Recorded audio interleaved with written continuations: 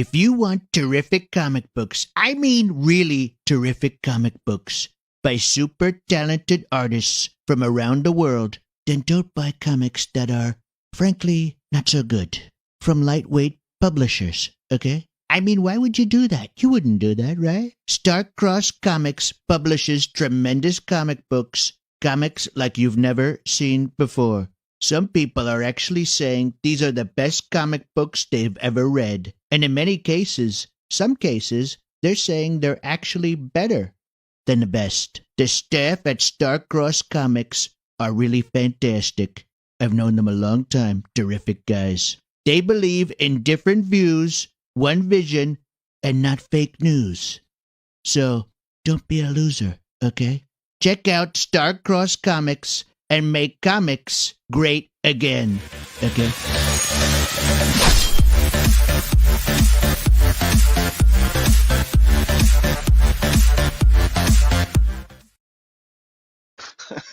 All right. What is up, everybody? Right. What is up? What is up? Hello, Crypto Comics Nation. We are here with the awesome Fry. Oh, he's this way, I think. Fry and Joe Spicer. Joe, are you there? Who seems to have had his Joe? video Oh feed my heck, are you cut. kidding? I was like, dude, way to hold the pose, man. But I know. Look at him. It's like, seriously. He's like a fantastic looking. It's kind of like a profile, you know what I'm saying? Like the profile. He's ready to take it let's on. just everybody just sit still. Let's see if we can beat Joe at this game. Ready? Oh, I got to turn this way. Just Okay, a hold minute. on. Just a minute. Do I need to be this All way? right, Just ready? a minute. Ready? Ready? Go. Yep. Ladies and gentlemen, Joe Spicer, the Freeze Game Champion 2020. But we are going to beat Oh, him. we he's lost him. gone! Oh, he pulled the plug. We won. That's all right. We were ready for this. Just let everybody know, Joe is actually joining us from vacation On with- vacation. with the always fantastic connection rates that are available via hotel Wi-Fi. Oh, So- dude, you really got to give it to those hotels. I mean, they really put forth the best foot, don't you think? I mean, But are you trying to You're say paying- best foot forward? yeah, that's what I meant, because Okay. they charge top dollar and they Mhm. give like bottom tier. Yeah, it's a little creepy. Joe is in a pretty decent, very nice hotel, and he has more connection issues than different creators we've had from, like, say, Africa. Oh, You know? ouch. So it's a little weird when you think about it I hope that way. It's not a Hilton or something like that. My gosh, that would be I mean, it horrible. could be. Do we know? No, we don't. Okay. But so we're not saying it is. Just so you know, Joe, Hey, Joe. Oh, Joe's back. This hotel's internet dropped me right when the video ended. It was awesome. You had this awesome That's profile. awful. We tried to duplicate it. I don't think we could really pull off the magnitude of kind of how awesome you looked, but world's most it was handsome awesome. American. Yeah, That's all I'm going to say. yeah. For So sure. Joe Spicer, the man, the myth, the legend. Please tell the Crypto Comics Nation a little bit about yourself. Well, I am currently on vacation at a hotel, so that's why I keep dropping off. So I'm doing my best here. I mean, I can only work with the You're internet doing they have. great. I am in Ashland, Wisconsin, so it's like Oh, okay. way high up in Wisconsin in the boonies. I think this is the only hotel or place that has internet at all Wow. in the whole place. So Wow, you really spent the I'm big lucky bucks, I'm even didn't on you? it all. Yeah. You're like nothing's too good for the Spicer family. We're Mhm. getting Wi-Fi where they don't even know what Wi-Fi is. It's kind of weird. He's only like the fourth creator we've had on this show that has honestly come out and said, "I am the highest person in the United States right now."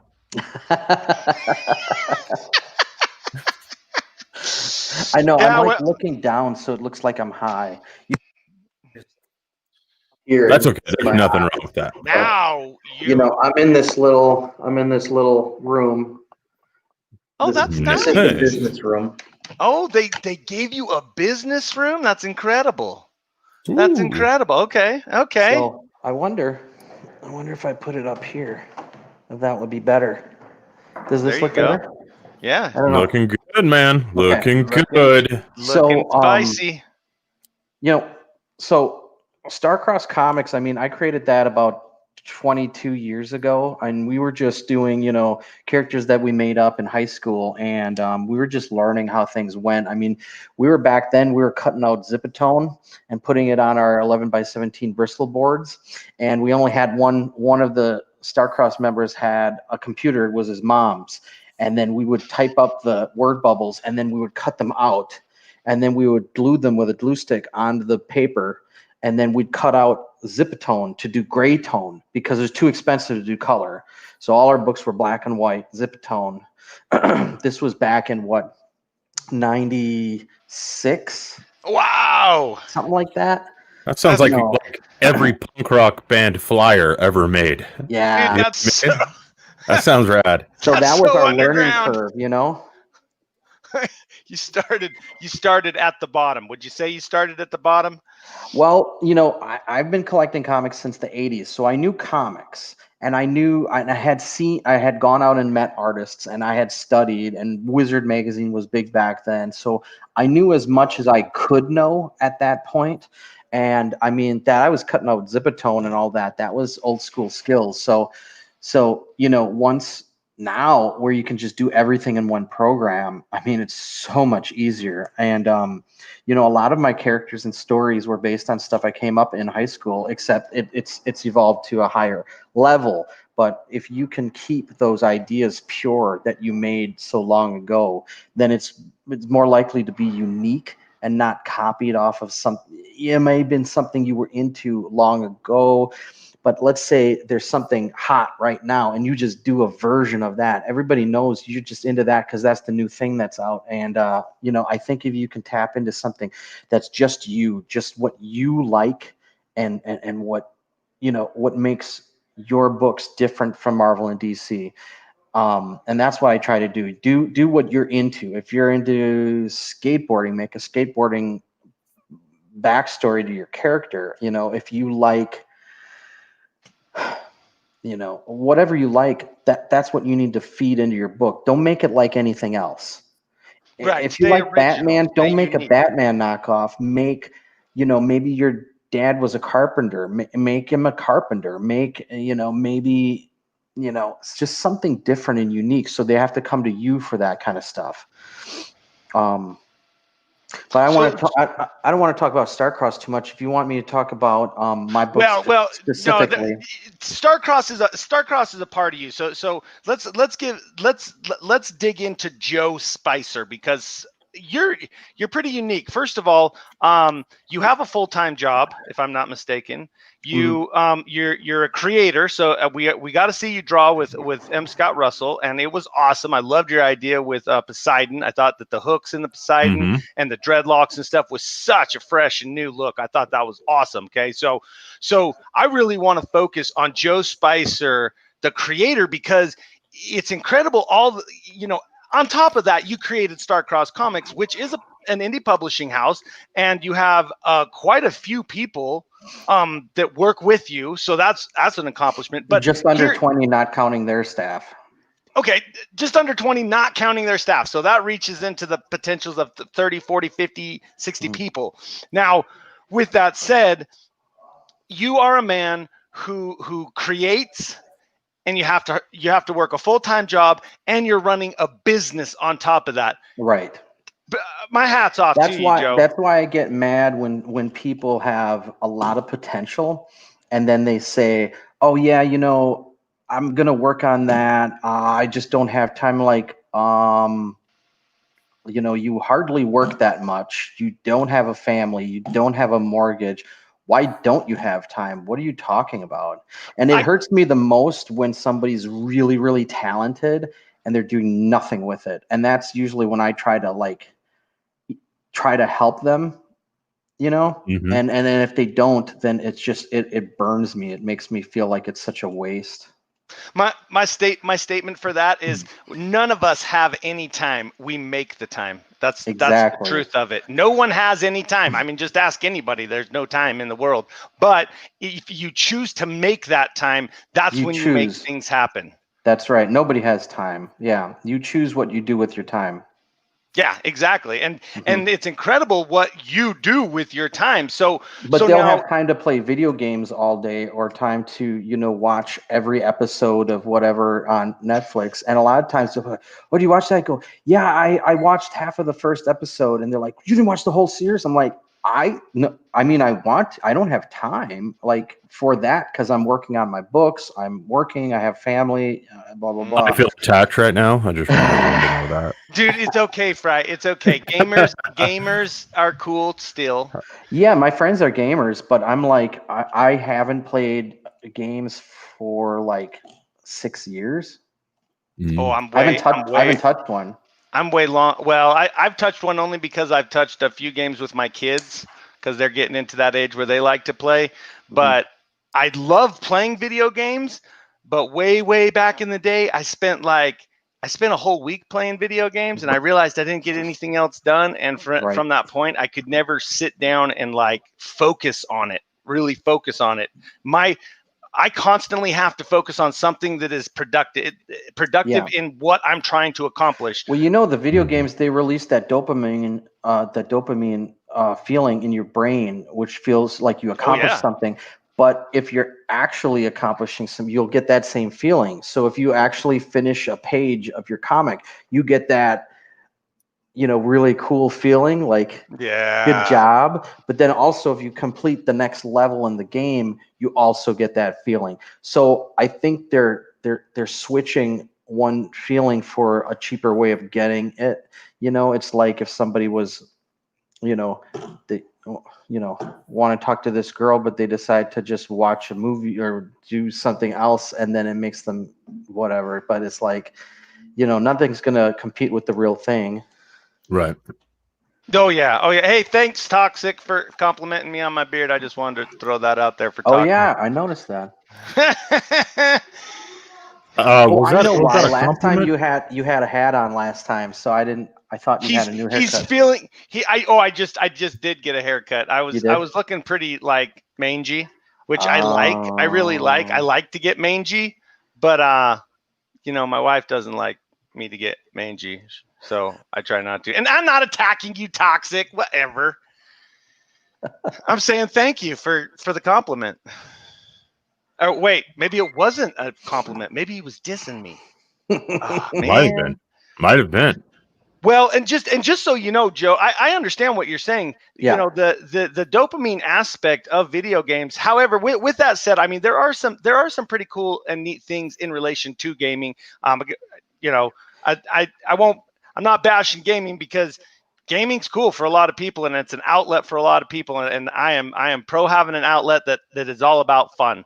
Yeah. But I am really thankful to people who put forth the effort to build comic books instead of taking that gaming, because gaming is fun, man. I love gaming. I freaking love gaming. When I can go and I can play a game, and Fry. I mean, I'd love 'cause to he's a have gamer. all our comics made into games, so I would be into it. I like Ooh. all that kind of stuff. So I don't hate on it. I just say I have to abstain from it because I need like all my free time to be working on the comics. So Oh yeah. How long I does don't it take you dislike to games. draw a page? So let's see. Well, it depends if I'm doing everything or if I'm passing it along. I'm usually doing everything. So if I'm drawing a page, so Now let me ask you a quick clarificational question. week? So when I say page, would that mean like different frames or would that mean one frame? That's a good question, but normally if you say a page, it means the entire page with anywhere from a splash page to 8 panels on the page. Okay. Yeah, well, a lot of times people don't realize like each panel is its own, it's its own work. So you're like, okay, I just drew this scene. That's just one panel on a whole page. So you just drew this one, and you're like, whew. So the whole thing you gotta like, I'll work like I just did this 4-pager for this book that we can't mention yet, but I was laying it out. And I seen it in my head. I wanted it to the landscape to be up here, and then I wanted this ship to come like it was landing, and this guy, he's like, the wind's blowing, so the ship's landing in front of him, he's welcoming it. I'm like, okay, then they're going to get out, and you have to skip time. You have to skip, so it's landing, but the next panel it's already landed and the people are out, because you can't have the door open and then they step down the stairs and then they come down onto the ground. You got to skip time, so you have to, the next scene they're already walking and you see the landed ship in the background, and then next scene you might zoom into their faces because they're talking to each other. And you have to see all of it like a movie, but you have to cut the in betweens, because you can't have it's not a flip book. They're not walking. You have to. Comic readers understand. They move to the next scene. They move forward in time. Shot in time. So you're choosing like what would be the coolest shots of what's happening. What would I like to see in each shot? You don't want to see them have to walk down the stairs. They're already off the stairs, and now they're you might show the car pull up, and then you might see a foot stepping out, but then the next scene they're walking into the room, and you're like, oh, well, yeah, they came in. Like, your brain pieces it together. So it's a whole tapestry that you have to weave. And, obviously comic artists know this, but, just to talk about the methods behind it, that just what you got to be thinking all the time. Real quick from chat, Talk's got a question. It says, question for you, Joe. This may sound so generic, but what made you start doing comics? So when I was a little kid, my brother had comics in his closet, and I was never allowed to go in my brother's room, whether I was going to find porn or something like that. I would find his comics. I know I wasn't supposed to like even touch them. I'd open them, I'd be like, and I'd pull some out. They're in bags, and I remember Daredevil, where he was fighting Buzzsaw. That was an old one. And I remember some Ghost Rider, old Johnny Blaze Ghost Rider. Nice. I remember a Spider-Man team up, those kind, and I would like look at them, and then I would like try to draw them, and then I would like sneak them back into his room and put them back. Did he ever bust you? Did he ever be like, you were in my comics? Maybe, but probably not. But I can't remember. But so I was always drawing. So they were more like kid drawings. I would say, oh, Ghost Rider has a chain, I'm going to put a chain. And then what I would do, which is this part is more unique to me, I would have all my G.I. Joe action figures, and if you take the screw out of the back, their front chest and their back comes apart, and there's a rubber band that holds their torso, and you can switch them, and you can actually unscrew their legs, their upper legs. You can switch. Some guy has like a gun and you want to add, and I was building my own characters. I take one character's face because he had this crazy mask, and then I put a different chest part on him, and I put different arms on him. I put different torso because there was this cool belt, and I put different legs and put different calf parts of the legs. And I would make my own characters. I would make them up, and I would switch weapons, and I would say, okay, this guy is called. So I had like 20 different G.I. Joes that were complete mishmashes, and I made them all up. They were all brand new characters. Oh, that's cool. Sick. Yeah. That's sick. How old were you when you were doing this? Let's see. So that was in like probably grade school. So, I was probably like, 9, 10, 8. Yeah, something like that. Wow. So you were drawn clear down when you were in your single digits. Yeah, anything I could get my hands on, that I would modify. I would say, oh, I would have these characters, and I'd say, oh, I'm gonna paint them, and I would change them into brand new characters. So I was always making stuff. And actually, I got to give credit to my friend in high school. I would say sophomore year, I was drawing. I had sketchbooks full of like Spawn, Youngblood, Spider-Man, Savage Dragon, and I was drawing them. And he was drawing, and I said, oh, I hadn't met him yet. And I said, oh, you're drawing, And he said, yeah, these are my characters. And I said, what? And he had tons of characters that he created. And that's when I started. And he's still my friend now. But I realized I need to be drawing my own characters, and that's when I made my very first character, which is Starstruck, which is the main character of God. Oh yeah, okay. So wow, so you created him clear back then just playing with GI Joes. Mm-hmm. Now Starstruck is a part of a bigger universe that's creating. Now that was the first comic book character that you created. Did you create Corndog? No, that's Adrian Fernandez. He's with Starcross, and that's his book. Yep, Corn Dog. Okay. Mm-hmm. And then so going through the comics that are in the marketplace. That's God. Yep.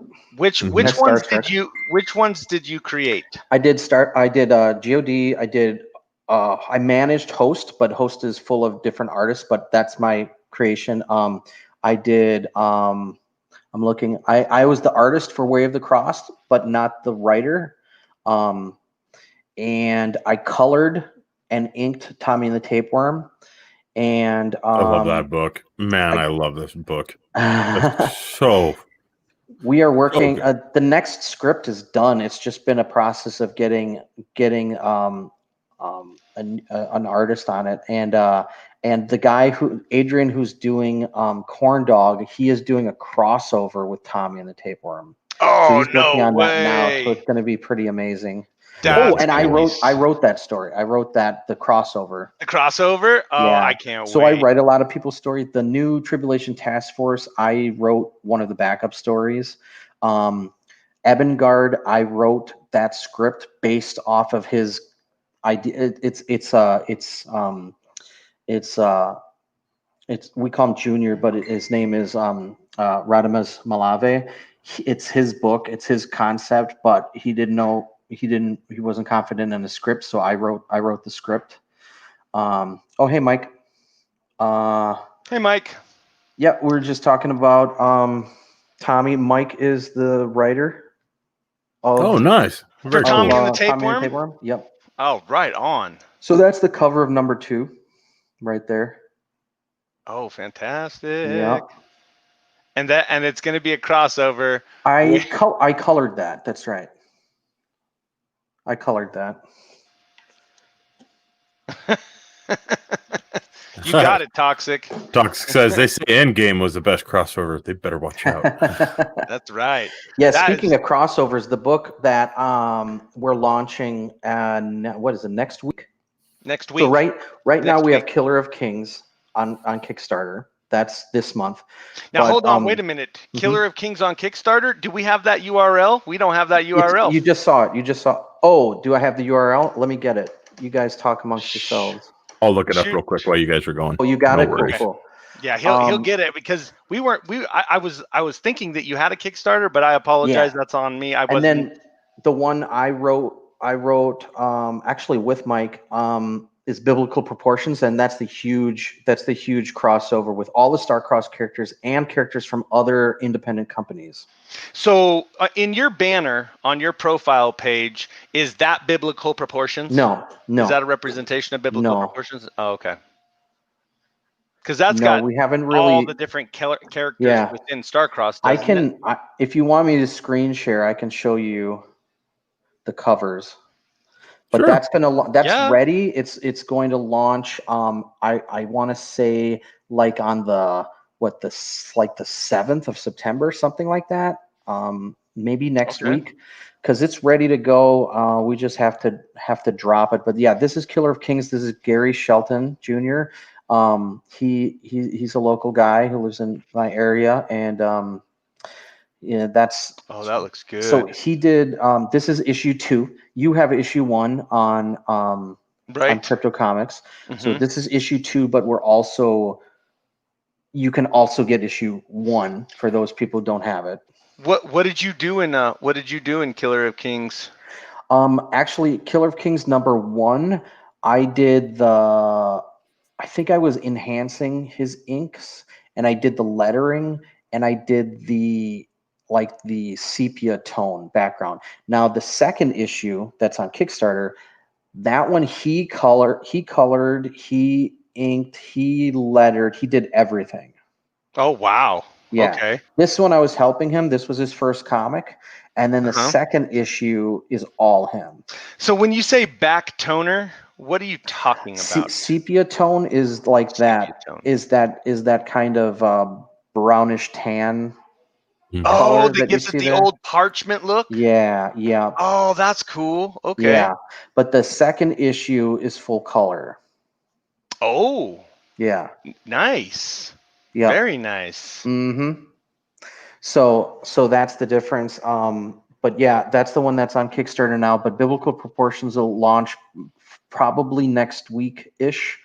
And that one will feature Starstruck. It'll feature all the characters from all the Starcross books and also outside companies characters. So when you say all the Star-Cross books, is that like because So we're I know talking GOD, we're talking Ebengard, we're talking Corndog, we're talking Phantom Lion, we're talking Red Talon, Hybrids, we're talking wow. Tribulation Task Force. I think that's most of them. And then I'm Corndog is talking. going to be We're not the going to see. leader. We're not going to see Tommy or the tapeworm. Oh, there is a cameo. There is a Excellent. cameo. Okay. There's a picture in one of the rooms, and he is friends with one of these characters that's in Biblical Proportions. So I cameo everyone. Now Frontera is a space book, so I was like, well, there's no way, but I have it as a poster in this kid's room. Nice. Oh, that's cool. So it's a cameo. Very again. cool. So, Nice yeah. little Easter egg. Yeah. And then Corndog, is he the leader? He's kind of a cameo. He's there, Oh, and you just kind of he like, should have what been the? the leader, man. We need people Just like wait till Corndog. just wait till you see this next book. That's not necessarily a crossover, but I really want to show this cover off. But I can't just drop everything at once, or there's nothing to show. But this new cover for this new book that's going to feature 5 of our main characters from 5 different books. I'll blow you away. It's probably the best thing we've ever done. Well, we Really? have to see it now then. Can't show it. Oh, come on. Give us a little taste. Next time. Oh, what a cliffhanger. I can show you the Biblical Proportion covers. There's 2 covers. We'll see that one. We'll take it. We'll take it. Now, We'll take anything we can let get. me just pull it up and then I'll screen share. Let's see. Here's the covers. Amy Fraser says yes, a Tommy cameo. So this is the first cover. And this is the second cover right here. Toxic says Joe's leaking more than Walmart Alfred. Yeah. Okay, I'm going to screen share. Okay, share. Here it comes. Let me know when you see my screen. Pulling up now. Oh, Ooh. that looks awesome. So that's the main cover, and then I had another cover made by Brian Dawson right here. That's the other. So like that's a the other variant? cover. Same book. It's a variant. Oh, cool. Yeah. I feel Oh, like yeah, one of those that's- would be a good shirt. That's Gungul, by the way. Where? Up in the left? Face down. Yeah. And Up in the here's left-hand Gungul corner? right there. You see Gungul in this shot? Yes, I do. Nice. So is Gungul in? Is he a part of the Yes. Biblical Proportions? Oh my Yeah, goodness. he actually has a 2-page fight scene. That's way cool. Starcross on YouTube says, Joe, plug Tribulation Task Force on Indiegogo. Let's see. Let me see if I can find it. Plug it. Oh, let's we'll see. plug it. Yeah, no I'm problem. plug going it. to. How do I stop? I'm stop screen sharing. Okay. Boom. Wow, dude. So Yeah, this is Tribulation a Task pretty Force. big. I don't have the link. That's number I'm 1. pulling Yeah, that up issue right now. 1 of Tribulation Task Force is on Indiegogo. Is And that that's the pinup issue special 1. number Now, 1? No. This is This one the here? actual number 1. So first was Oh, this issue one's 0. closed. Okay. Yeah, not that one. Issue 1. So Tribulation Task Force number 1. So first was number it the- 0, and then there were Returns? like 3 other books, and then now issue. Yeah, that one. Okay. There it is. Yep. Yep. Hmm. I mean, some of the best Right art on. in our studio are these books. I'm always amazed on how much work gets put into it. Give me Who- just a who- second. We'll show that off. I'm just going to try to grab the video out of this really quick. Who all Yeah. works on Tribulation Task Force, Joe? So that's mainly Bill Raup, and then he has different artists. Depending Bill on Rudd, what I see book. him posting stuff. Yeah, he's the writer creator of Tribulation Task Force, and then he has different artists that do different. Like there's issue 0, now there's issue 1. There's the pinup special. There's the Secret Files, and then there's Parables. And these are all within that crew of characters. So like Parables just has like features Thief in the Night, and then Okay, I've seen. I like Thief in the exactly. Night's Now design. I wrote He the looked flip. cool. I wrote the flip book of that, which is Silent at Night. So I wrote that one, and then Brian Dawson drew that. So what's a flip book? What is? So let's say this is your book, and then it stops in the middle and it's upside down. You flip it. This is the cover to that side, and then you read to the middle where it flips. Oh wow, cool. It's 2 stories. Oh, in It's one an old book. school thing. It's an old awesome. school thing. I don't know if they still do that anymore. Dude, that's why I love talking to you, Joe. You teach me so much more than Fry ever thought of teaching me. Fry. And another retro thing, we have some connected covers coming where you get like all four okay, I've books, seen and they some of all those. come all make like a big, yeah. I saw a really cool. It was just a preview thing. Hey, good morning from Rose in the UK. Rose, hello. Somehow you're not on YouTube, and I've still got broadband. Good morning, all. We're on What? YouTube right now. We better be on YouTube right now. That's Yeah. just sad if we're not. But thanks for the heads up, Rose. I'm so distraught. UK, you never know. I don't know. Maybe I'm it's just glad I'm still hopefully. streaming right now. But Dude, you're doing great. You Don't look say clean. that. you know, Oh, If you sorry. say that. Oh, guys, come on.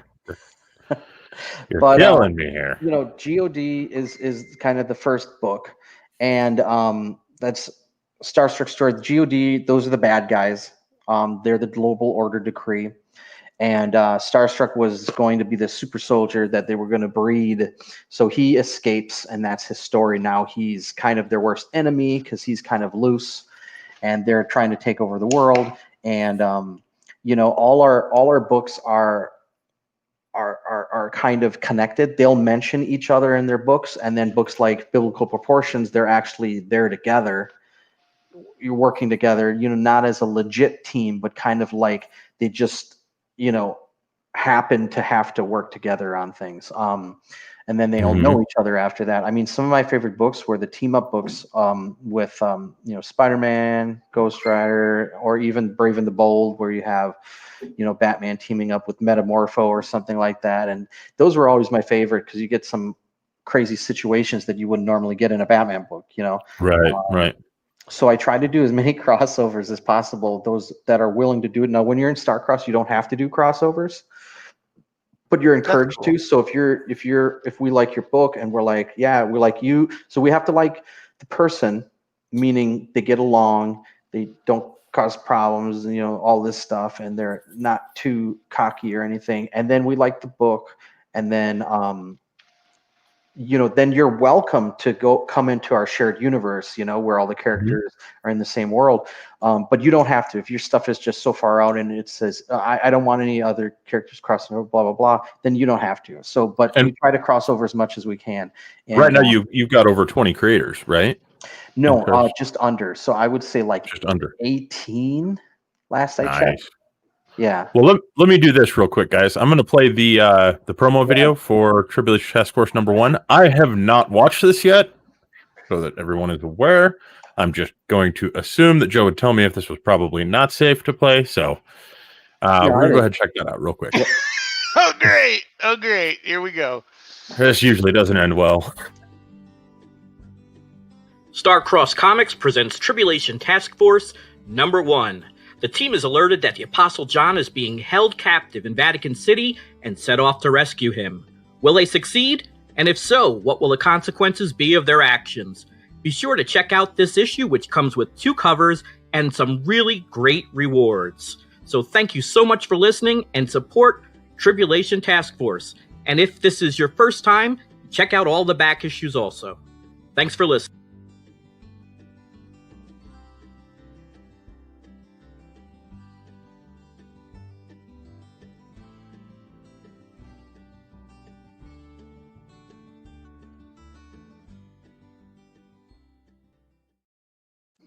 Yeah, I don't think the sound was synced up right, but Yeah, it's okay. yeah, People get the idea. They can go on to Indiegogo right now. It looks like it's running, right? that's right. That's right.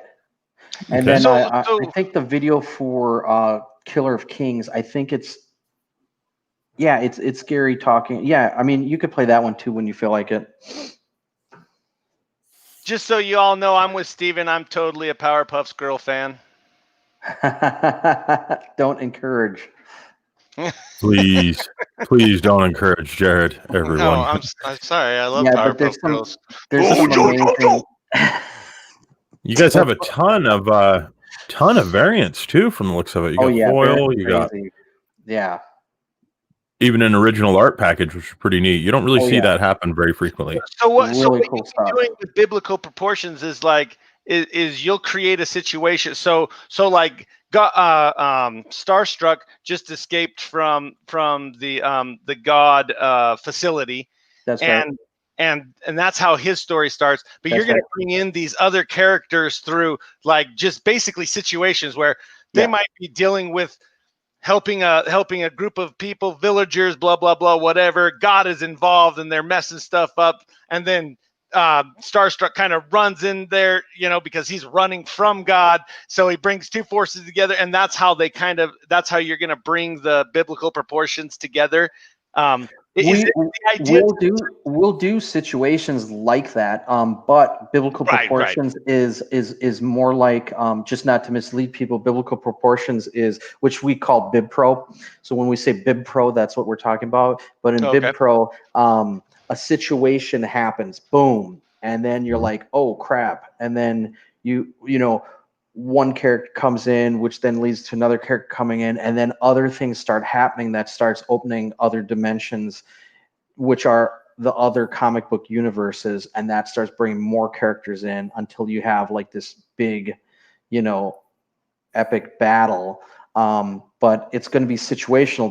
They'll want to fight, but something is happening where they have to go, wait, we can't win. We need to figure this out, and they'll have to go and figure that out, and then come Cool. back with that new information. And you're going to think, oh, it's very slugfest, but there's an underlying reasoning for all of it. But I don't just tell you the reason.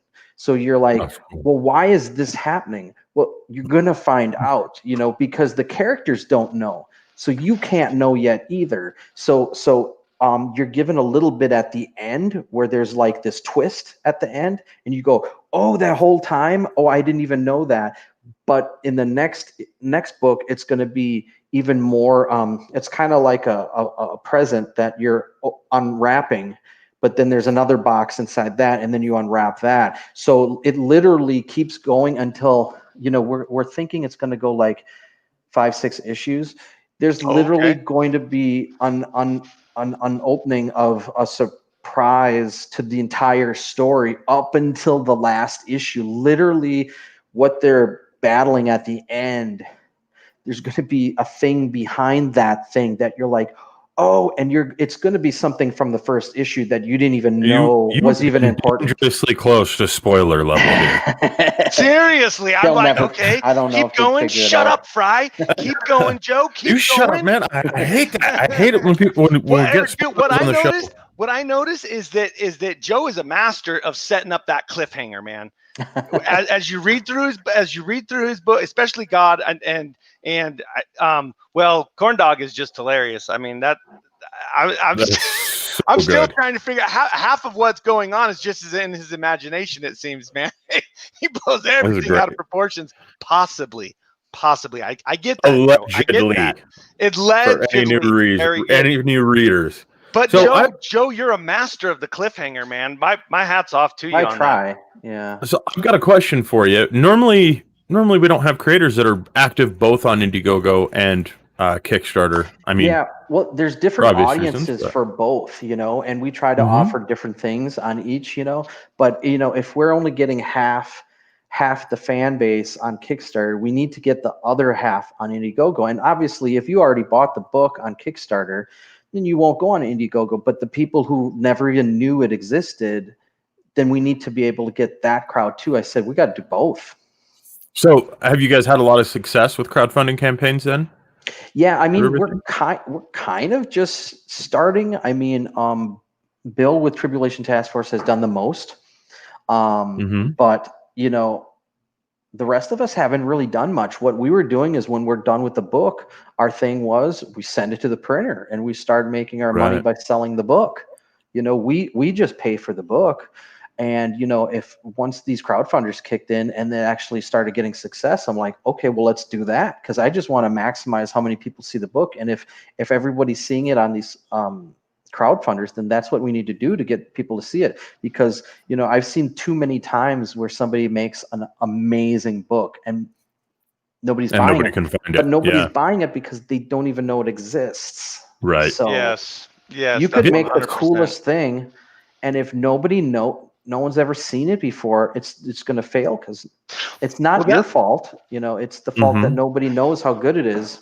That's the importance of marketing. That's one of the struggles of the comic book industry and creators within the comic book industry, from what I've learned over the past few years, is you've got these people super talented, really good at their art, at their writing, at bringing together these masterpieces of a comic book with a great story and just compelling artwork that takes you through this journey. But then it comes to the selling part. And Mhm. it is really hard to promote your own stuff, because one, for artists, generally speaking, it's like, oh, I don't really want to put it out there. What if people don't like it? And it can affect their positivity. It can affect their production levels and things like that. And so, that's one reason why publishers are important, is because they're into the art of selling the comic books. Yeah, like like Hellboy wouldn't be a household name if not for the movie. Now I knew about the comics when it first came out back in Wizard magazine, and they were talking about Dark Horse's new book, Hellboy, and it wasn't as popular back then until the movies came out. But if you were following Mike Mignola's work, you knew about him if you were a comic guy. Right. But Right. when the movie hit, now everybody knows about Hellboy. Plus, That's when I learned about him. he was already a famous creator before the movie. So Mhm. now say if you don't have a movie and you have something cool like Hellboy, it's never going to reach that splendor of recognizability. Without a movie is like the ultimate marketing device Right. or a video game. No, And they're not going to make I'm just video games off of unknown properties. They want to know, is your stuff already popular? Then we'll make it into something, Mhm. Yeah. Yep. And another aspect of that too is the way that you guys have really set up your marketing. I think is really cool, because it is different than what most publishers do. You guys, I mean, everybody says we have something for everyone. You know what I mean? And I mean, you'll know what I'm talking about, Joe. Like Yeah. 95% of the time, that's not true at all. No, it's But just you like guys horror really books. do. Yeah, you guys really do. I mean, the whole moniker of the I don't want to butcher this. It's the different views, one vision, right? Yeah. It really like stands up. You know what I Yeah. mean? You guys have books like Tommy the Tapeworm. You know what I mean? That are hilarious. I My wish I could kids talk love about our those new books. stuff coming out, because I could be fitting all the stuff you guys are talking about, but I can't mention. Don't the- worry, we don't get worry. it. We're We going get to it. have that opportunity. Don't worry. We got a plan. Remember the Yeah. plan, Joe. Remember the plan, Joe. The biggest thing that I'm getting at is that you give an opportunity. So, if there's a creator that I would have never heard of, you know what I mean? I might become associated with what they've created just because I dig Tommy the Tapeworm. Mhm. You know what I mean? Like, that is a book where, if I found that at a convention, I'd pick it up. You know what I mean? It's brilliant. It's a weird idea. I'm all about that. We're But actually because of trying that, to I start seeing, everything else that's going on. we're actually trying to branch out our sci-fi division. So right now, Frontera Flash of Dawn is like our only main space-based, alien stuff going on, Mhm. different planets and everything. And I've been getting a lot of sci-fi space submissions. And I talked to the creator, AJ Kincaid of Frontera, and I said, maybe we should make our own space division, where it's like a whole, all these space-based books. So we might be doing that now coming up. So I might be accepting these other sci-fi books that I've been getting. Oh, Nice. fantastic. That'd be cool. Steven on chat says, guys, I just wanted to say I've backed every Starcross comic on Indiegogo/Kickstarter. Love the stories, love the art. Joe, I'm pumped for God #2 and absolutely psyched for Biblical Proportions. Awesome. That's coming very soon. Very and, cool. and God #2 is it's all drawn.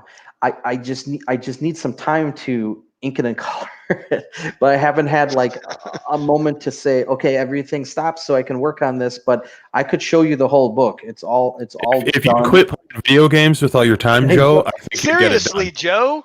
See, now Get people off are the gonna think pod you're being already, serious. bro. People are gonna I think saw you're I saw you on Injustice 2 playing as Hellboy. I saw We're Hey, just kidding, y'all. Joe doesn't play video games. We're just kidding. Toxic had said another question with superheroes like Batman, Iron Man, Spider-Man. How hard is it to do to not base a superhero on them? Something like that. How hard is that? That's Well, a great question, Toxic. I would say all our books are not based on that kind of stuff. Our stuff is just so far out there. Don't do an armor character. If he's going to have armor, base it on something completely that nobody ever thought of before.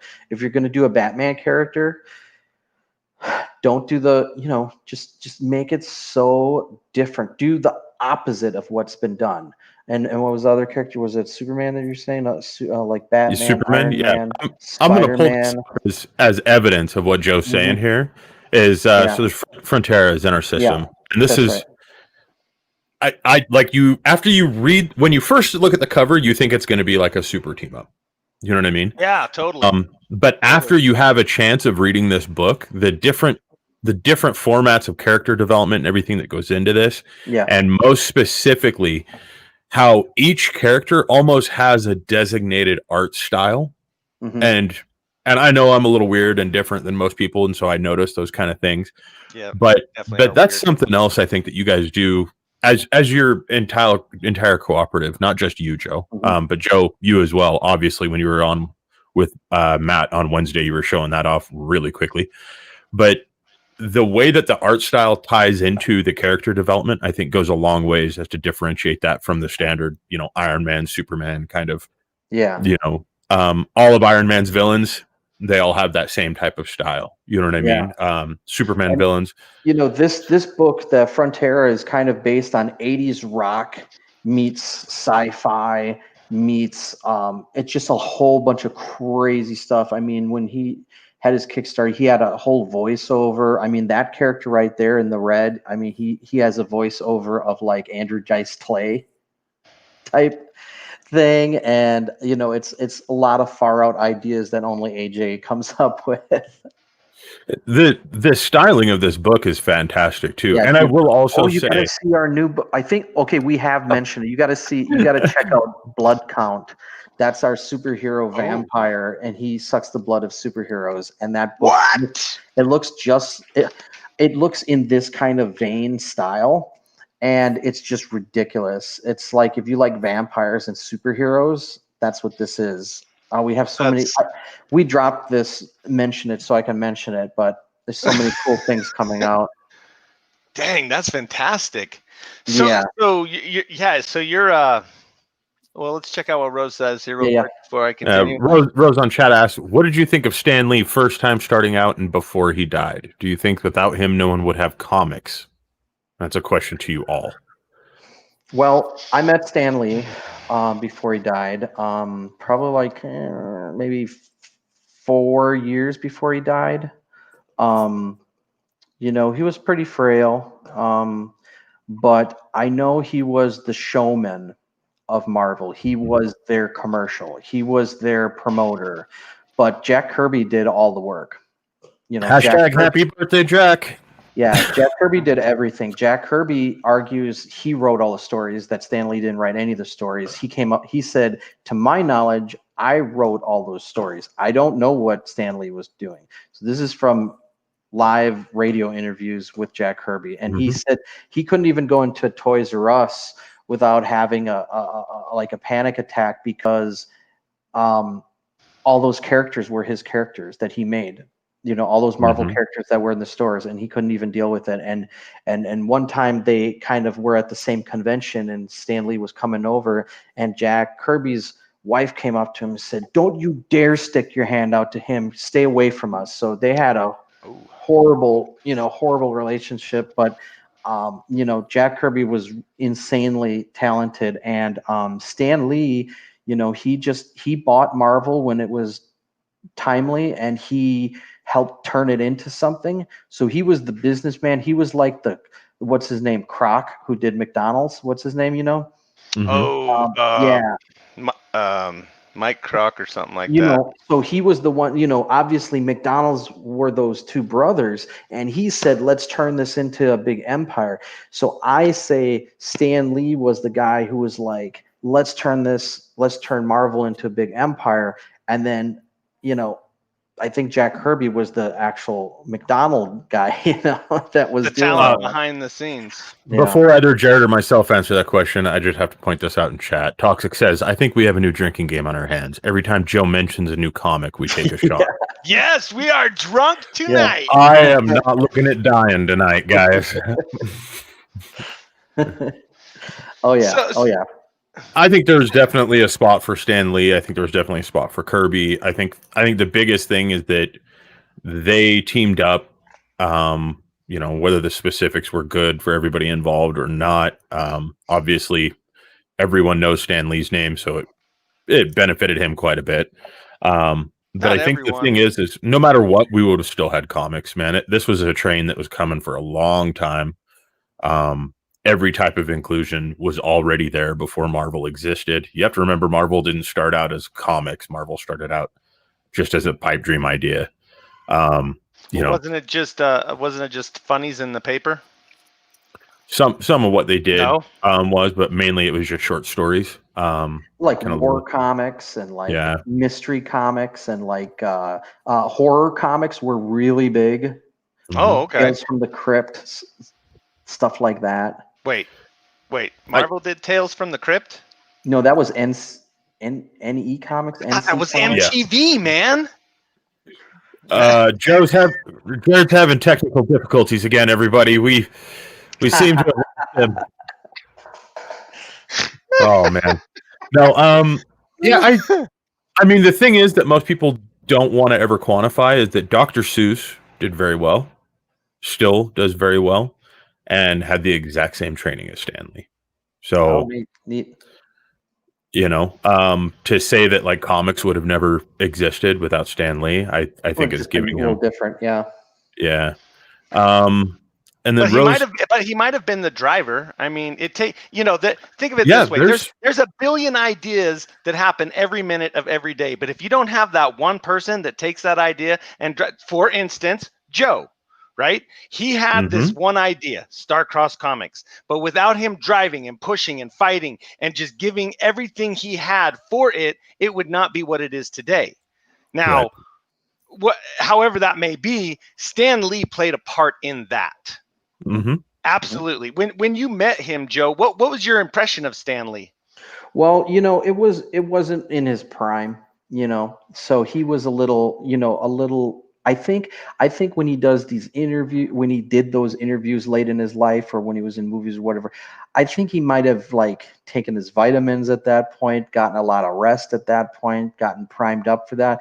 But a lot of times when he was at conventions and stuff, he was kind of little sleepier and whatever. But that's because he's at a convention, man. Those things wear you down, wear you out. And I don't know if he wanted to be there or if he was more, that they were just pushing him there. So I hope not. I hope they weren't, because I don't wish any ill on him. I think he has his place. He was the figurehead before Marvel basically kicked him out of his office and said, "We really don't need you anymore. You need to stop taking up space." only until the movies started kicking in, and he was making cameos, did people even do anything with him before, because they kicked him out as CEO a long time ago, and they basically just said, "You don't need to be in this office anymore. You're just kind of taking up space," and they just kind of kicked him out. Jeez. Well, that can happen. That can happen.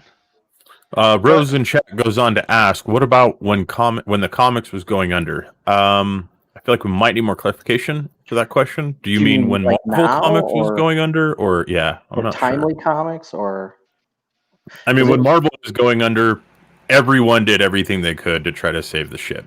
It wasn't just Stan Lee in that. So you hear people. When were they going under? When was this? Was this when Disney bought them? There's been a couple of times when Disney bought them, they were not going under. Yeah, they were what Rose very is profitable. Being specific on. Oh, yeah. Okay. Because Marvel was, Marvel. So Marvel and DC were the very first, right? Which one was the very first? They were the first like big names. They were the first trademarks. Okay, which one came first, Marvel or DC? Oh, that's depends on who you ask. Oh, really? Yeah, I would say DC.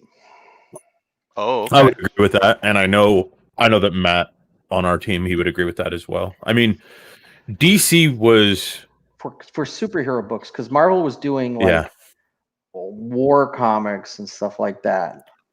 Yeah, DC had what we would recognize right now today as actual comic books. They were definitely before Marvel. I think when they presented Superman to DC's, higher ups, they were like, this is kind of weird. He's an alien. So this is sci-fi, or what is this? He looks like a strong man. What is he in, some kind of leotard? Like, it was weird because they were doing like, kind of Flash Gordon-ish stuff. And, it was all like pulp magazine type of things. You know what I mean? Came first, and those were kind of, anybody was doing that. Pulp books, crime, like Gumshoes and like robbers and stuff like that. Westerns. Okay. Yeah. Oh, superhero was still being born. Okay, let's see. Toxic in chat says, I'm also going to say DC Comics. Yeah, okay.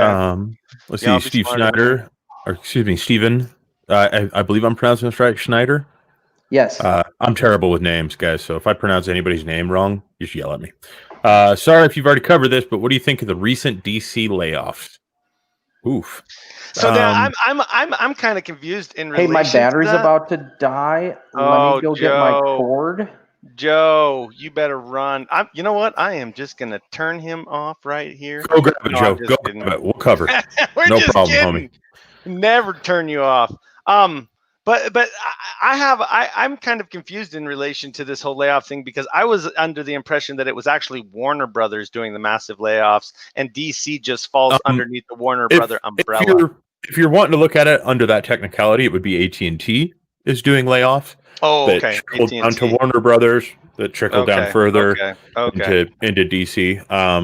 Because I will say that like Warner Brothers Animation faced as far as how many people work there, called it their day-to-day job.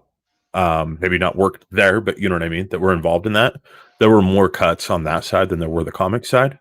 Most people don't realize that. That's good. Or moves and back and forth. The thing is, man, is I can say, I think I speak for our whole team, and correct me if I'm wrong, Jared, but I mean, dude, nobody needs to lose their job. You know what I mean? Like, anytime that happens, that sucks. That just sucks. Not right now. Whether you're a DC fan or not, dude, we want people to eat. You know what I mean? Heck yeah. Somebody's paying for their daughter's ballet with that paycheck. Somebody's paying for their son's braces. Somebody's, covering what they need to cover up. And Alexa is yelling at me. Sorry, well, everybody. and you know, and a part of that is, that I understand that conglomerates, corporations, and things of that nature, they have to make adjustments in order to adjust for what is happening in the world and the Right. economies and the storms and things of that nature. But with that said, I don't want anybody to get laid off. I don't, No. I understand the hardship.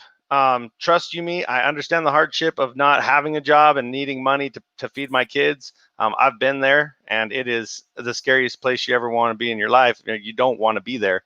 And so it's horrible. Like, I really feel for any of these people in all the different levels of that Right. establishment that actually got laid off. I really feel for the DC people. Comic books, the comic book industry in and of itself is going through some drastic changes right now. And I feel like we're going to come out on the other side better. We're going to come out really drunk if we listen to Toxic's ideas in chat. Well, Toxic obviously likes drinking game. I've got a new one where every time we hear a ding, we take a shot. Hey, who keeps dinging? Is that you, Fry? Are you dinging? I think the mic is actually picking up the stuff going on. Oh my dingingness! Oh my security system goes ballistic. Oh my heck! The kids are playing with it. I'm out in the yard. I apologize. Normally, I'm all for everybody else about audio issues. Dude, you're gonna get people drunk if you don't quiet down that dinging, boy. I know. What are you thinking? Tell the children to go sit in the corner with their dog. Oh my Jiminy! Go in the corner. Oh yeah. Poor puppy. And then on top of that, Steven says, yes, DC was before Marvel. See, I didn't even know that. I thought Marvel came first, but that's because I've heard more about Marvel than DC. Yeah, the thing is, though, is that Marvel gained popularity at like an unprecedented rate very, very quickly. Mythix, what's up, Mythix? Ding-a-ling-long, my ling-a-long, ding-dong. Ministry, baby! Jared. Not appropriate, homie. Oh, what? Ministry's not appropriate? Kidding. Ministry is always appropriate. Are you kidding? I was about to... Always. Mythix says, that's a terrible idea. Everyone will be drunk. Which might not be such a terrible idea. Which part is the terrible idea, Mythix? That's what I'm wondering. Yes, the interview with Jack Kirby, Stan Lee. There was a time that he was broke. He did a comic, didn't remember anything of the story. Yep. Unfortunately, that happened a lot of times. Who was broke? Like, what are you saying? Like, Jack Kirby. Jack Kirby took. How do we put this? He did not financially profit the way you would expect the guy that. Well, I understand that nobody financially profits the way you would expect in the comic book industry, and that's one of the problems that we're going to fix. Some people do, but that's what's really, I think, kind of cool about right now is, here, let me add Joe back in. Hey, Joe, you ready to go? You good? Joe! Hey! Oh, Joe! I think that going along with everything that we've been talking about, like the biggest thing with like the DC layoffs and stuff like that, or this whole terrifying scenario and situation where everybody's saying, oh, comics are going to be dead in 2 years from now. They're not, man. I really don't think they are. I think that what's happening is guys like Joe here with Starcross are finally technology is catching up to an industry that normally adopts technology very, very quickly. Yeah. And I think this entire industry is changing to a point to where the fan base is entirely global. It's no longer limited to who you can reach at a convention. You ain't joking. We just learned that recently at DC Fandom. Yep. That is no lie. 52% of our viewer base was from the United States. The rest was from all over the world. Only 44%. 44% was from the US. Everything else was from all over the world. Whoa. Okay, that was a lot worse than I thought. So yeah, I agree. I don't see the. Now, with that said, the way that the industry was, the comic book industry, the way that it was geared to work through print, through Diamond, through these high quotas of 3,000 run, and then the shops having to buy so many to get the valuable ones that they need to sell. Those types of things are antiquated, and they're probably going to go the way of the dodo, for sure. But because of what's happening, like Joe Spicer, I mean, here is a person who has has really stepped up and done something unique and different, and he's starting to build something. And because he's small and agile, he's working through the conundrums of today, and he's going to come out on top because he's not held to that old antiquated system that's reliant upon the old way of doing things. The technology, for instance, Kickstarter, Indiegogo. Joe, you've been seeing really, really good results with these things, right?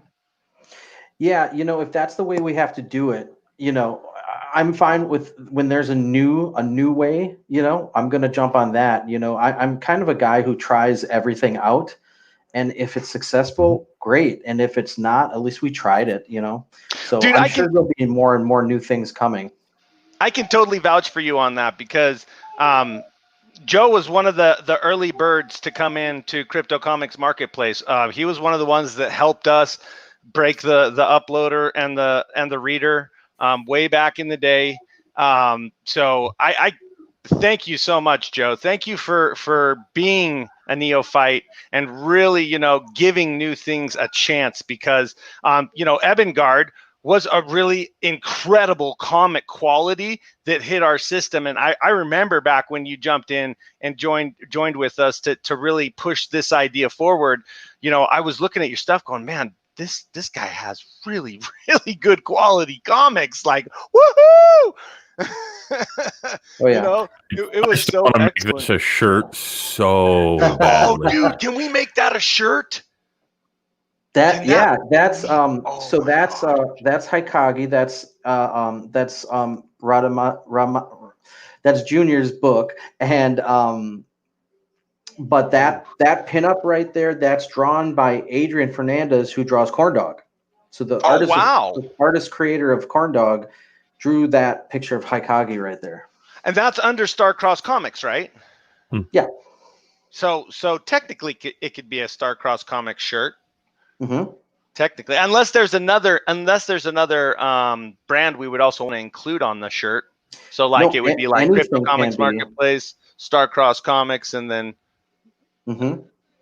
Now, because Starcross Comics has multiple, how's the best way to put it? Creator groups, but they have their own branding, right?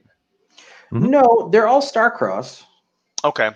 Yeah, I mean, so you just told me some names before. I've heard their names, and not the creator themselves names, but you've said company names to me. So I thought it was more a conglomerate of companies underneath an umbrella. Oh, okay. So it's different situations. So when Starcross started off, I mean, some of the old school Starcross members are Adrian Fernandez, the Corn Dog guy, me. Mm-hmm. I love how he's the Corn Dog guy. Yeah, the Corn Dog. That is the most business card ever. Corn Dog guy. Radimus Malave, who we call Junior, he did Ebengard. Now, they're all my guys from my city. Mike, who does Tommy and the Tapeworm, he's from our city. And I think that's our main crew that live in the same city. And then we started branching out. I knew Bill, who had these characters that he was developing. I said you should do a comic, and then, I offered to publish it. And I said, I could do this more times. So then, I talked to AJ, who's doing Frontera. He was just starting it off. He said, I don't know how to do it, and how to make a comic. I said, oh, I'll help you. So now we had him, and then it just kept going. Then we got more. I found Red Talon in a comic book store in Florida, and I picked it up and I said, hey, this is good. Would you like to be in Starcross? And he said, yes. So then he's in Starcross, and he had a company, and now that's in Starcross. And actually, we fast forward, we picked up 2 other companies that merged with Starcross, which was Apogee Comics and Star Skills Comics. And so their titles are under us now. And, we Evan David Productions, he does Black Blossom. His books are under us now. He's got 5 issues of Black Blossom and 3 issues of Strange Tales from Eternity. Those have to get on Crypto Comics. And he actually, I think Black Blossom is already on Crypto Comics. Got it. Yeah, he came in way early, way back. He was one of the few that actually jumped on and checked it out. Okay. He's under Starcross now. So fantastic. So those you might have his issues that don't say Starcross on them, but now they will. Oh, fantastic. Okay. Oh, sounds to me like we have exclusive covers then. Yeah, exactly. Fun little fact. I'm not sure if this was ever told to you, but Crypto Comics is named for about what, Jared? Like Apogee, right? Was about 12 minutes. It was actually referred to as Apogee Comics. Yeah, that's crazy. About 10 to 12 minutes. Mm-hmm. Yeah. Well, because the parent company is Apogee Invent. And you guys have Apogee Comics. So glad we didn't stick with that name. Well, okay. So wait a minute. There's this YouTube channel that I follow, and he reviews comics. He's one of those guys who you just see his hands, and you see him open the comic and talk about the comic that he's reviewing. Oh, okay. His channel is called Crypto Comics, but it's not crypto as in cryptocurrency. It's crypto like maybe like a crypto. Does he have a purple? Does he have a purple gloves? Circle? Maybe he wears gloves. He wears like medical gloves. Is this the guy? Yep. Yeah. Okay. Same guy that shows name. Yeah. Yeah, I know who you're talking about. Mm-hmm. Yeah. So speaking of names that are similar, Oh, dude, it's crazy. It's crazy because when we got into this, there was so many different names. At one time, we wanted to be Underground Comics. That's a comic company. Oh, really? That's a comic company. Well, great minds think alike. What can I say? That was one of the oldest comic companies that I met when I was first starting Starcross. They were Underground Comics. I thought they were cool because they had been established for like 2 years. Oh, wow. And they were Underground Comics. And that's how I met Scotty Young. I don't know if you guys know him, but Scotty was working for Starcross back in the day. Oh. He was working on some of my books. So he was finishing a lot of my projects, and then he got picked up by Marvel, and that was that. Oh wow! Holy criminy! Damn. So you're like the precursor to Marvel. Basically, you take people, you refine people, and then Marvel steals them. Yep. Yeah. They're gone and they fly away. One of my son's favorite books is actually his own. How to draw Marvel comics, like his variant of that. Oh, cool. That's pretty sweet, man. Yeah. Yeah. He was working on my book, Burnt Amber, and he also did a bunch of covers for us and a bunch of pinups for us. And then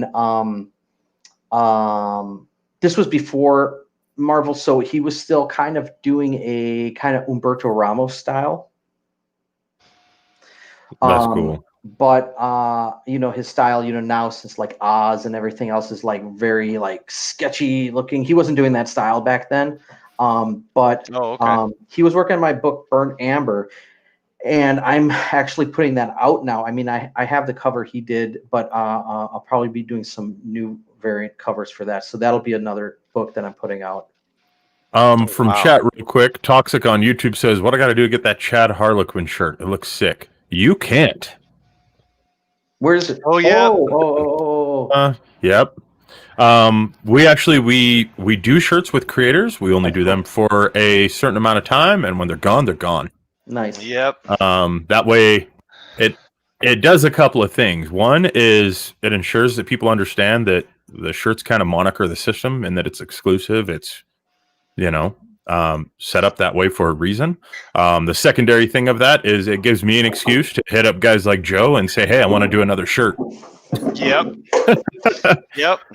And I'll be realistic with you. That's kind of the bigger reason, Yeah, that's the ultimate reason. Some of the shirts that we have are awesome because of the killer creators that we get to work with. Yeah, I really like that shirt idea that you had, Joe. Yeah. With Eben. Dude, that thing is going to be so good. That also lets us know, like, if we see people at conventions that have on a Crypto Comic shirt, we, somebody like Jared and I, we can tell exactly where you know us from based on what shirt you have. So, like, if somebody was wearing the Chad Harden shirt, the Harley Quinn one, I know that we met you at FanX in Salt Lake in 2019. Now, how are you doing that with conventions not happening? So, not many. We're doing digital conventions like CouchCon. Are you doing digital shirts? No, they don't. People don't like the feel of those. They're kind of like they're they kind of rub wrong. They're hard to wear. Let's do a shirt giveaway. Let's do it right now.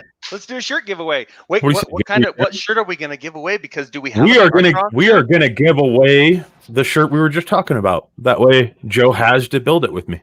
Oh, great idea! So we want to build a shirt, and it's the Eben Guard. That a picture right there on the right. Yeah. Oh, cool.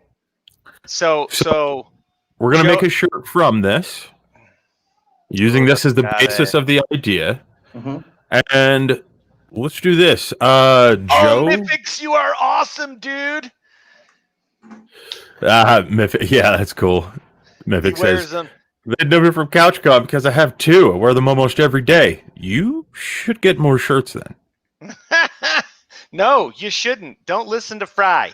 JR says, just in time to win a shirt. JR, you have won, I think, 2 already, right?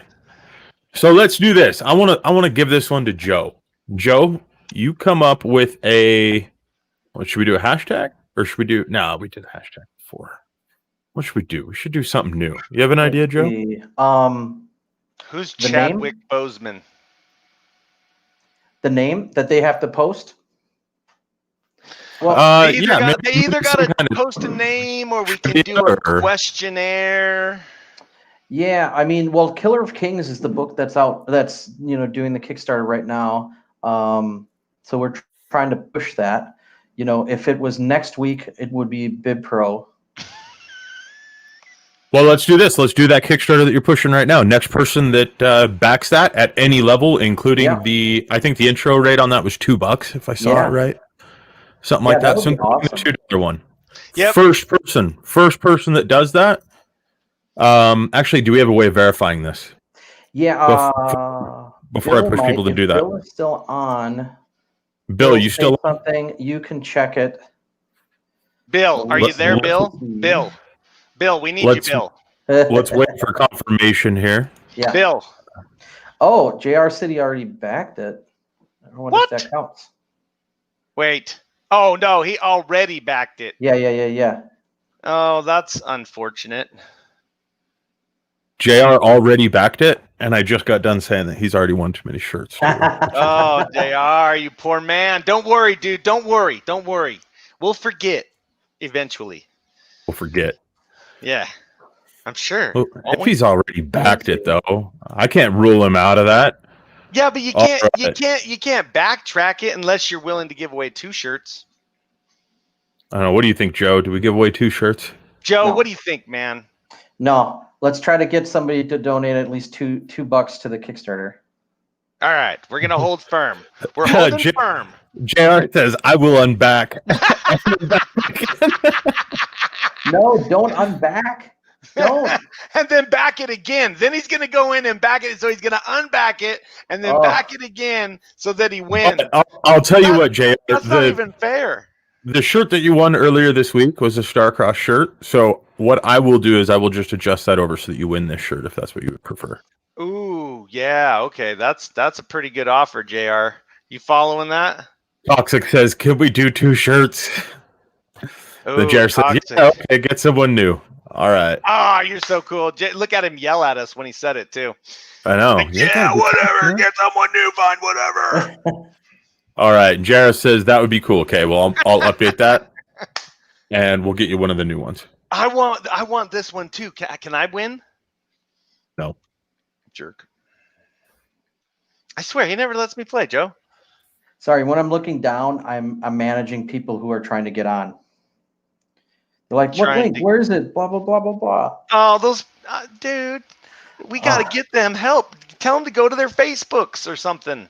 Or YouTube. Go to YouTube. It's right on YouTube. If you just punch in Crypto Comics, we're now 4 from the top, which is really cool because like 2 weeks ago, we weren't even on the page. Well, I need like one app that sends to everybody that I'm trying to send it to, and not all these one at a time. Oh, you got to ask Fry for that link. Fry, what is that link? What link? The What are you link asking me? to send to everybody so that they can click on it and boom, they can see the stream. I think I posted it on Facebook already. Yeah, well, you had to. I'm pretty sure you shared. JR says, speaking of, I showcased your site on my Facebook, Joe, as well as on my Twitter. Nice, That JR. is awesome. We'll have to send you something special. And your starter as well. Message me, JR, message me on Facebook. I don't know if we're friends, and I'll try and send you some stuff. Oh, very cool, Joe. Cool. Well, see, the thing is, to tell everybody, when you buy stuff from Starcross, we'll send, maybe if you buy one book, even if you buy one book, we send you extra stuff. We'll send you our preview book, which has 5 other books in it. We send you sticker. I send a sticker with each book. I send. I think I need a sticker, Joe. Trading cards. I send. What else? I put these postcards that have artwork on it. So 2 postcards. So you're getting even if you order one book, you're getting another book.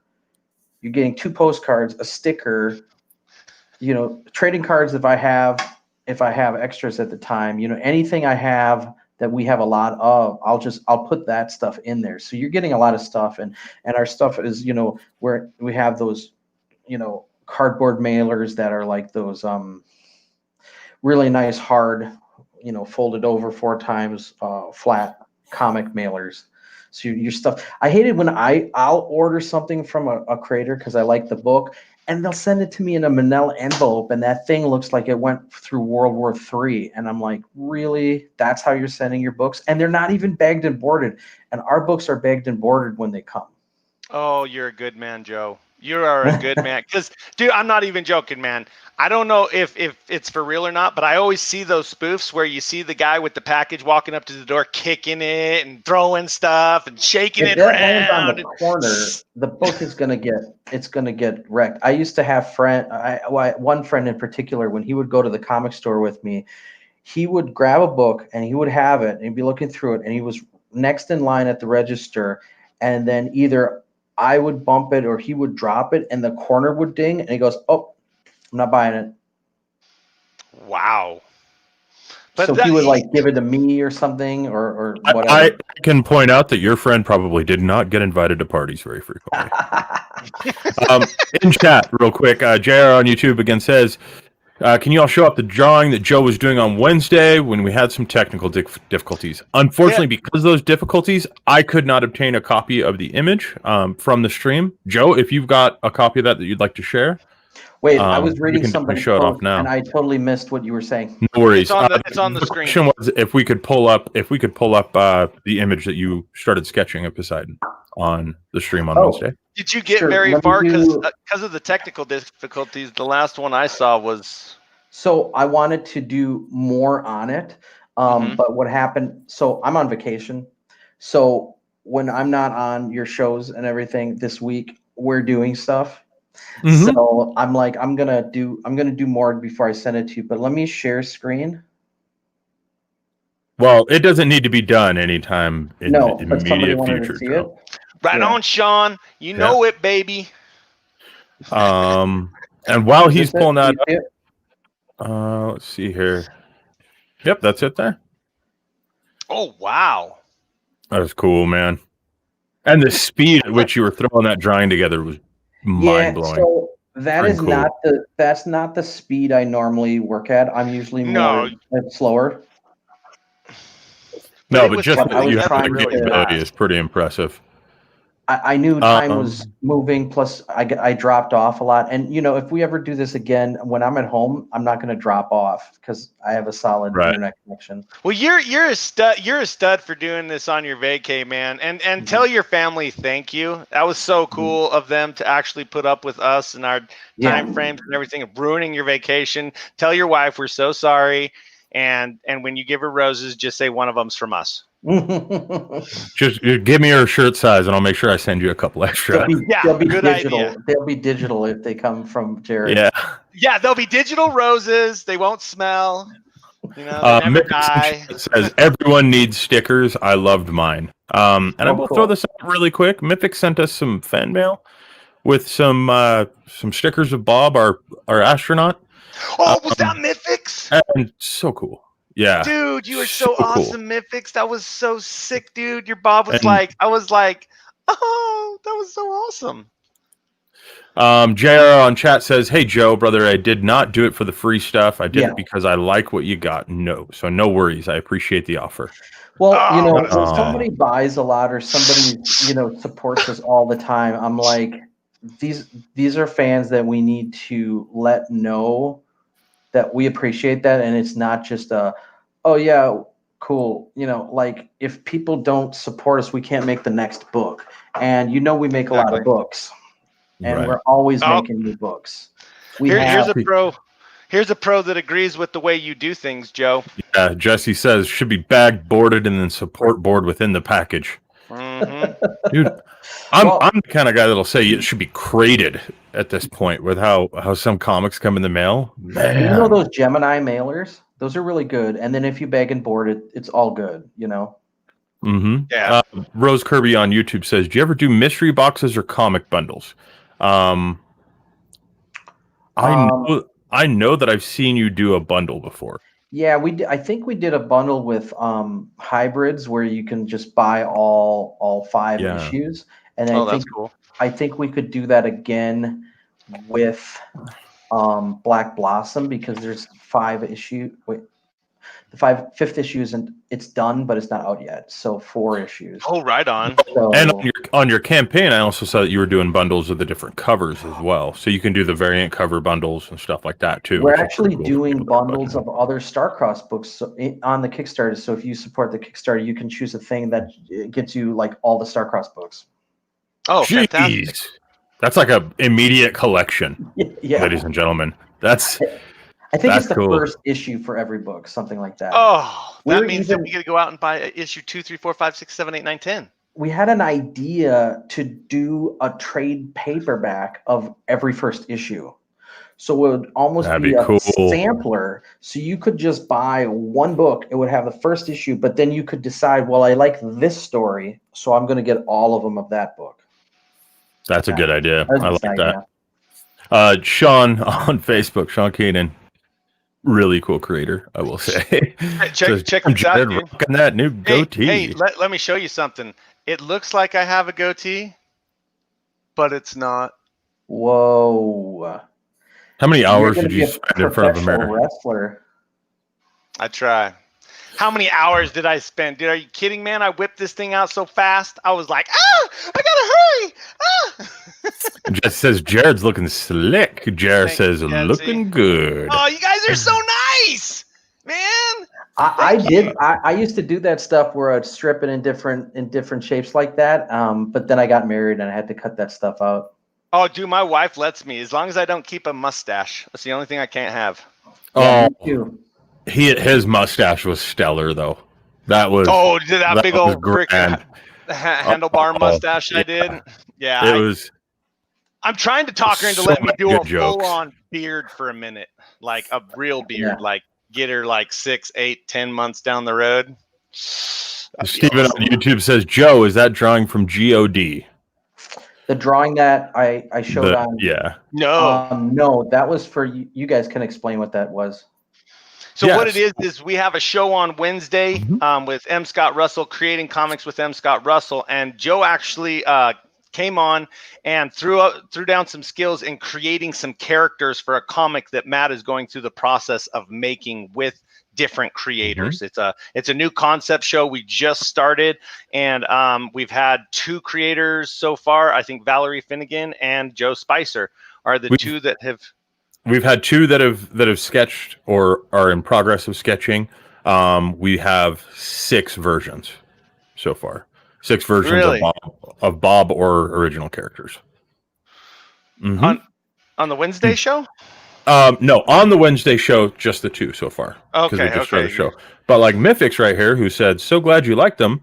Her sticker that she did is going to be featured in there. Man, it's so cool. Don't know how or where yet. We think we're probably just going to be cameos, but we love it when people do Bob through the background. We love it when anybody does Bob. We'll explain the Bob thing real quick. So we have a mascot named Bob, and he's an astronaut. And Bob is kind of our thing that we use. Well, what started happening, which is really, really cool, is creators are volunteering to do a co-branded Bob. So like David Lilly of Dreamkeepers, his style, his thing is anthropomorphic comics. So he's doing a Bob with ears coming out the helmet and a tail and the animal legs. It looks so bad, And then there's somebody else doing a zombie Bob. So if you wanted to, Joe, you could do a Bob that was a mesh. I could do a chibi because I do a lot of those for people's campaigns and whatnot. What's it? Yes. I knew I was going to blow Jared's mind with. What's this? Come on, talk to me. Give me the insider, Joe. Come on. Delay the answer because I want to watch chat explode right now. Your face, don't say anything. Let me chat while we wait. That'll give them an opportunity. Jesse says, just say when. A minute for at least one if interested. Talking about his mom. What is it called again? What? And then Mythic says, dude, it's gonna be featured. I'm so jazzed. Of course. Yes, it was an awesome Bob. And Jesse, yes, we do want a Bob from you. Just so you know, we want a Bob from everybody. Says, hey, Jared, send me a drawing of that Bob, and I'll sculpt it for you. What? That would be pimp. Yeah, Jared does these sweet. Wow. JR, I need permission before I state what you do. Actually, I probably shouldn't bring that up because I don't know. You know what? He's bringing up the sculpting. So does like these really, really rad, like 3D printed figurines. Totally custom, totally like one-offs, and they're cool. He's I want to say it was a panda, if I'm remembering right. He promised us he was going to send a panda. Okay, so quit changing the damn subject, Fry. Shut the heads up. Jesse Hansen on Facebook says could do a GOD, Joe. Okay, Joe. A GOD version of Bob? Is that what we're talking? Yeah. I think maybe that's what he means. Well, that would be a hard one because you could do it Starstruck, kind of, or you could do it like Pandemonium, Bob. That would be kind of cool. I a lot of times I'll do chibis for people because I can bust those out really fast, and it's another style that I do, and it lends itself to things like promotional type stuff. So what is that? It's called a chibi? Oh yeah, we still haven't. You bunch of, I'm going to start swearing here, boys. I'm going to start. You guys. Here's what is hilarious. I know for a fact that Jared has spent money for his children and has no idea. I don't even care what you're saying, Fry. You're a jerk. You're a jerk, Fry. Whatever. I'm not even removing him. He's doing this himself for comedic effect. You're lying. You're such a liar. You can't handle it. Now, what is it? Come on, Joe. Let me know. Come on. So come on. They're kind of like baby versions of characters. So they have like bigger heads. They have little arms and legs and little bodies, and then kind of bigger eyes. There's different styles. They're not necessarily babies. Some people do them where they kind of look like just very small adults. Some people do them actual babies, but you guys suck. You're such jerks. Dude, that's freaking awesome. Okay, I'm stoked. Oh, that's exciting. Do a chibi freaking Bob with like a Starstruck like color combination to his Astro Fit outfit. Listen to how detailed he wants everything to be all of a sudden. You get what I give you. Oh, you're gonna hey, beggars can't be choosers. Beggars can't be choosers. I'm game. I'm totally game. YouTube says, have to say good morning. My eyes are going. I hope to see you all next week. Until the 3rd or 4th, I won't have Wi-Fi or broadband. Until then, hugs to all. Sleepy time for me. Rose, thanks for joining us again. Hugs and kisses. Rose. So that means that right now, based on my calculations, we've got Australia covered, we've got the UK covered, we have got looks like we've got Africa, West Central Cameroon, Africa, to be specific. Yep. We have 2 creators there. No, I'm saying watching the stream right now. That's kind of cool. Really? Is Bazil watching us? Oh, that's awesome. And then Sean Keena's watching us. Jesse says, think of Funko Pops, then you got a Chibi in effect. Mm-hmm. That's a really good way of putting it, actually. Hey, how do you see who's watching? That's only you guys can see that, right? Yeah, that's just me. I have separate software that's Fry has special connection. Yeah, he does this to me all the time. He's like, "Oh, let me tell you something I know that you don't." Freaking. I try to stay as crazy into that stuff as possible. That way, we know if there's a specific type of audience, stuff like that, we can try to lean and switch if we need to. Mm-hmm. Toxic on YouTube says, I mainly know them from Rainbow Six Siege when they have a chibi of each of the characters. Oh, okay. What is Rainbow Six Siege? That's a video game, I think. Oh. Call of Duty, isn't it, or something like? Not Call of Duty, but Jesse says Fry has all the hookups. He does, for real. He has all the hookups. I'm so jelly of Fry. It's so terrible. He gets all the chicks. Awkward. That's not true.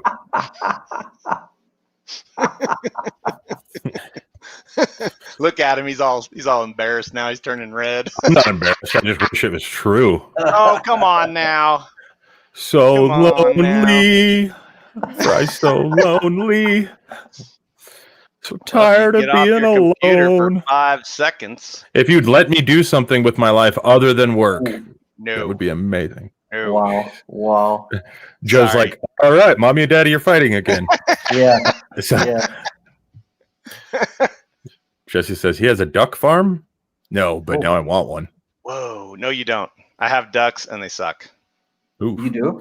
Yeah, I've got ducks and chickens and horses. You live on a farm? Mm-hmm. Oh. And a 50-acre hay farm. Oh, cool. Run pivots all the time and move pipe and do all that fun stuff. You're a hayseed.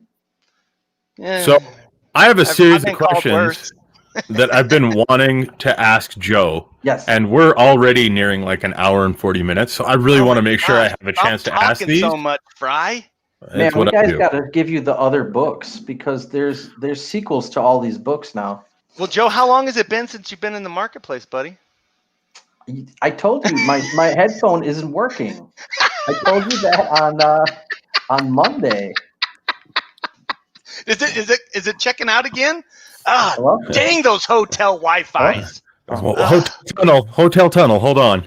Oh, you're going through a hotel tunnel. Joe, off of the books that are in Crypto Comics right now. I want to ask, which one is your favorite and why is it hybrids?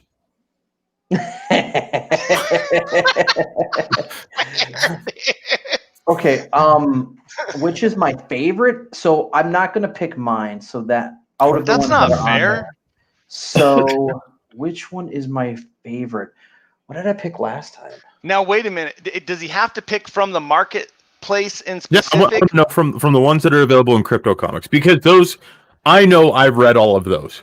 I've tried to find I found Red Talon #2 and bought that from you guys. Okay, cool. I haven't found all the other books that you guys have. The one thing I will say is you guys are available like damn near everywhere, which is nice, but it's a blessing and a curse because with Crypto Comics, I want my I want to be super fan. So me and Jared are basically racing each other to see who has the biggest collection and who can leave the most. I think I'm winning. Just so you know. He's kicking my butt on reviews, but I'm kicking his butt on the collection. Well, that's because you get in there first right after you approve them. Now, something you'll notice is my answer for my favorite book. If I did 5 shows in a week, I'll probably have a different answer every week because it just changes. So I would say Killer of Kings. Ooh, very nice. Okay, so why would it be Killer of Kings? And you got to check out issue 2, the one that's on Kickstarter, because that one it's nice. It's just getting into it now, and this, color. my friends, is why you get with a publisher like Starcross Comics. Did you see what he just did? He took the opportunity to direct it right out of sale. Love it, Joe. Love it, man. You're a pro, dude. That was so smooth. Host is a very underrated book and a very beautiful book for people who like, double page art. It's basically an art Host book, but cool. I actually I actually want to expand it and put more art into it now, but then people would think they already have it and I'd have to explain it's expanded now, it's different. because it's really a one shot. But I want to put more art into it. It would be a bigger book, but people would think, "Well, I already have this." Yeah, and some of the art that is in Host is so good. Yeah. I mean, I will say that every page of this book could easily double as like your desktop wallpaper background, a poster, a high-end print that you'd see at a convention. Yeah, you know what I mean. Super vibrant, and colorful. I really like all of the Host pages. Mm-hmm. That's cool that's what's cool about the crypto comics marketplace. I mean, you can do art books. That's what's really cool about it is you can do an art book and sell an art book. It doesn't have to exactly be a comic book, although we do love comic books. Well, a lot of those angels are in some of our books. Oh, really? So the inspiration for a Host everything's connected. That's cool. Well, yeah, dude, and that's somehow. That's why I can't wait to get more. So one of the cool things, everybody, is after we get finished speaking with Joe Spicer, who is an incredible creator, as we've all gotten the chance to see through this week, which thank you, Joe, for your time. Tell your family again, thank you so much for that. We're actually going to be spending time with other creators of Starcross Comics and actually doing these spotlights. Wait a minute, is this the announce? Are we doing an announcement for this right now? Is that what's happening? Kinda. Just giving them a taste of what's going on. I mean, it's not going to happen one right after the other. Jeez, Fry, calm down. For anyone on the Starcross team that might be watching, be prepared, because one of the questions I have prepared for that stream is going to be who is going to win in a fight, Jesus or Corn Dog? Corn Dog. And I think that's a no-brainer. He's got a stick coming out of his head, dude. The thing is that if you read the comics, it clarifies Jesus. Jesus has his holdbacks on some things, and Corn Dog so far does not. No. Is that me? Wait, did it mess up on you guys, or did it mess up on me? Because y'all went fuzzy. Just messing up on you, Jared. Okay, good. I have no idea what you said, but whatever. As long as everybody else heard you. It's better that way. Oh my heck, that's not nice, Joe. I'm pretty that's not nice, that, Joe. That's. Jeez. I think that'd be a cool stream. That, like I said earlier, the team that you guys have really put together is pretty substantial. It's pretty cool. No, oh my gosh, you jumped clear to the end. Now I know what you're talking about. You're talking about the wrong thing. You're talking about the Starcross unveiling of the whole team together as one, right? Is that what you're talking about right now? Gosh, Fry. Since you just worded it that way. Way to freaking blow it. No, man, I'm talking about individual creators under the Starcross umbrella, just like Joe Spicer. My heavens. So was I, which is what I was getting. And it'll be more focused because they'll probably just be talking about their one book instead of me, who's like all over the place and all the different books. Well, that's actually been really nice because it really gives us an understanding of just the complexity of Starcross Comics Publishing. Yeah. But also the complexity of Joe Spicer. Dude, my hat's off to you, man. You're really doing what it takes to participate in this industry, which seems to be holding down multiple jobs. I mean, it's crazy. Cornerstone. I heard of them. I don't Jesse on know Facebook. If I know exactly. I probably, if I saw one of their comics, I would know if I know. Let me look it up. Cornerstone Creative Studios. He is an agent for creators. He does a tremendous amount of work for multiple titles. And he is going to be launching his own comic books. I'm not 100% sure that they've been done yet, but they're not out yet. Oh, yeah. He works for a lot of other titles. He's really talented in inking. I think it's inking, lettering. He is like he's like the hub of a wheel on a bicycle. I swear. Yeah, like he is a freaking he's a workhorse, man. That dude just grinds it out. Jesse Hansen is a pro. I think I've seen his stuff before. Yeah, he does excellent work. Toxic on YouTube says, I don't know if you guys have already, but would you be interested in making a zombie apocalypse comic? Because I'm really liking them, but they're becoming less common. We had one. You can still... Okay. Some books that are kind of we're not doing anymore, we put in our discount area on our website on starcrosscomics.com. If you go to like, what is it called, sale, or like it's like go into store, go into down to clearance, go into clearance, and there should be a book called Suffer the Children. It's that. Seeing it right here. That one. Yeah, that is a zombie book. Ooh, my browser's bugging out here. Very cool. Looks like you got 4 issues, or is that just 4 pages preview? No, it's just a preview, but the whole book it's a whole book. But the children in the world start dying. So all children die all over the world, Africa, America, everywhere. And then you think that's the story. So it's all these parents whose kids have died everywhere. And then I don't know how long after, maybe a day or something after, they all come back to life, but they're zombies. What else we got in this store? Now I want to browse. Well, I haven't seen that hybrids cover before. That looks sick. Yep. Okay, I recognize that one. Yep. There's the Spirits of Valor. I haven't seen some that of the one. coolest art, though. Yeah, dude. Blind Faith. That's sick.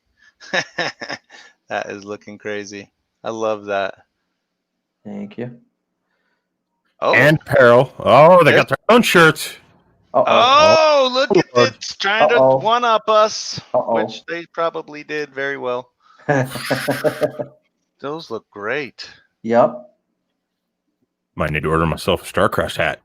The posters are really cool because it's a lot of exclusive art that are just too cool not to have as a poster. And that's our like COVID poster. I don't know if you can zoom it. Yeah. See, it's the heroes and they have the masks on and they're social distancing and like they're helpless. Like they can't stay home on the billboard in the background. Yeah, look at that background. Curfew 8 a.m. That is sick. It's almost like the background is its own character. It's just amazing. The background is busy and is happening, man. There's a lot of messaging going on there. Yeah. That is crazy cool. I like that one. That one's sick. Yeah. Yeah, put a link in the chat. What's the Red Talon poster? That's also by Adrian, who draws Corn Dog. Went too far. Sorry. Yep, right there. Adrian drew that. He's the artist of Corn Dog and the creator of Corn Dog. Oh, that looks cool. Yep. Yeah. I really like Adrian's style, man. That's a cool art style. It reminds me a lot of Chad Harden, to be honest with you. Oh, cool. Yeah, it's funny because Adrian does the funny book. So then anytime he can draw someone else's character that isn't a funny book, then he just goes all out. That's cool. That's awesome. Adrian actually he owns and operates and is an artist for his tattoo shop called the Ink Spot. Oh, right on. Right on. Yes. Tattoo art. So he is a tattoo artist then? And yes. Oh, that's awesome. That's awesome. Also a comic artist. I love his humor in Corn Dog. Yeah. Like his humor is awesome, man. That's what he likes to do. Totally rolling when I was going through Corn Dog. I can't wait to see number 2. You guys are holding out on me. You guys gave me 1 and 3 and expect me to follow it. I'm like, what the heck is that? Oh, no. Well, I have to make sure to give you that. When was the last time you were in the marketplace, Joe? What? Why is this? The heck?